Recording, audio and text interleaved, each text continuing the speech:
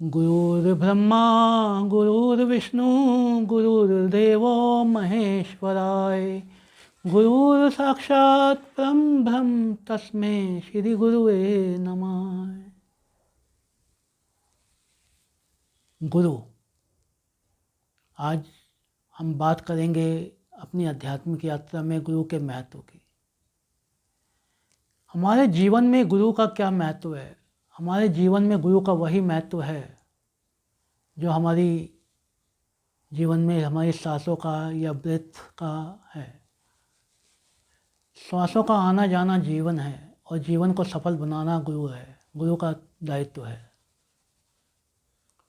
जब तक आप किसी गुरु से नहीं जुड़ते हैं, याद रखिएगा मैं रियल गुरु की बात कर रहा हूँ। गुरु का मतलब होता है व्यापक और लघु का मतलब होता है छोटा।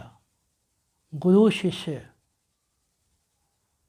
गुरु व्यापक है, शिष्य लघु है, छोटा है। यानी कि जब आप किसी के आगे झुक जाते हैं, नतमस्तक हो जाते हैं हृदय से, तो आप उसके सामने सरेंडर कर देते हैं। ये मान लेते हैं कि मैं लघु हूँ, सामने बैठा व्यक्ति गुरु है। जब आप गुरु की दीक्षा लेते हैं तो गुरु की दीक्षा क्या है? आप गुरु के सामने नतमस्तक हो गए हैं, चरण पकड़ लिए हैं, उसके समर्पण कर दिया है, खुद का बलिदान कर दिया है, अपने ज्ञान का, बुद्धि का, और निवेदन करते हैं उससे कि हमें सही रास्ता दिखाए। उस सही रास्ते दिखाने के लिए पहला कदम होता है कि गुरु आपको दीक्षा देता है, एक नाम देता है और ये समझाता है कि कुछ भी हो जाए इस नाम का साथ मत छोड़ना। और शिष्य उस गुरु के दिए हुए नाम को स्मरण करता रहता है। इस संदर्भ में एक छोटी सी कहानी है। एक बार एक सिख होता है,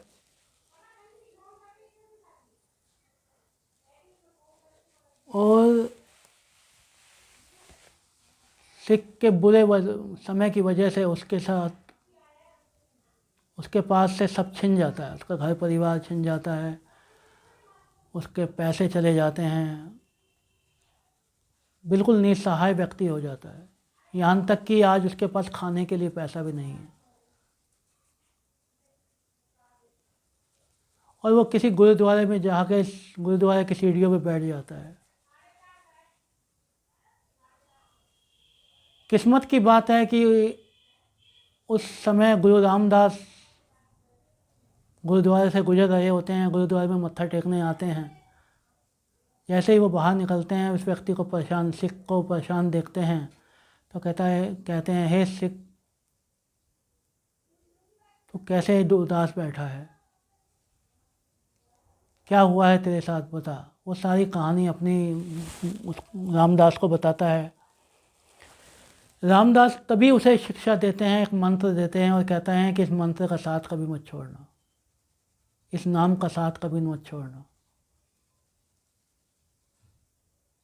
उस सिख को बात जम जाती है, वो नाम जपने लगता है।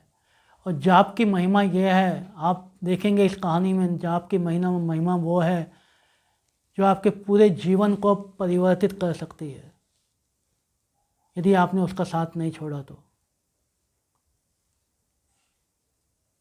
वो जपता जपता रहता है, जपता रहता है, जपता रहता है। एक दिन वो कहीं बैठ के जाप कर रहा होता है, उधर से एक व्यापारी गुजरता है। व्यापारी गुजरता है, वो कहता है कि मुझे एक अच्छे इंसान की ज़रूरत है।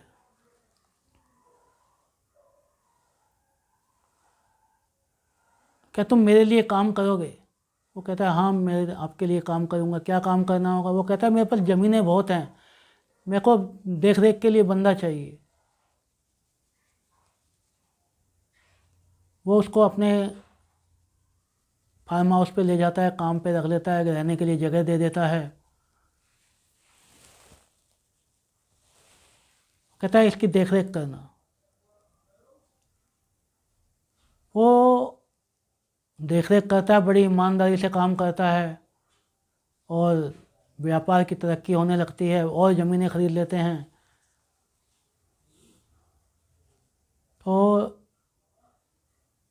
उस नाम को लेकिन जाप नहीं छोड़ता, जाप करता रहता है।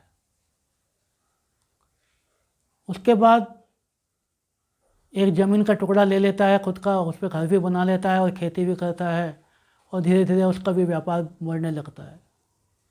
सब कुछ आ जाता है, गाड़ी आ जाती है, घर आ जाता है, लेकिन वो उस जाप का साथ नहीं छोड़ता।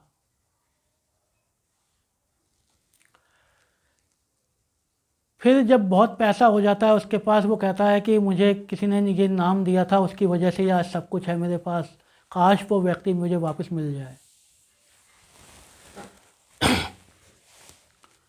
यही सोचता सोचता वो गुरुद्वारे मत्था टेकने जाता है, बाहर आके फिर बैठ जाता है ये सोचते हुए कि कहीं वो संत फकीर गुरु मुझे मिल जाए। किस्मत की बात है कि रामदास उस दिन भी वहाँ आए हुए होते हैं और जैसे ही बाहर निकलते हैं वो व्यक्ति उसको पहचान लेता है, उसके चरण पकड़ लेता है, गिर जाता है चरणों में, हे गुरुदेव, आपकी वजह से मेरा जीवन परिवर्तित हो गया, आपने मुझे पहचाना। वो कहते हैं मेरे को याद नहीं कि आप कौन हैं।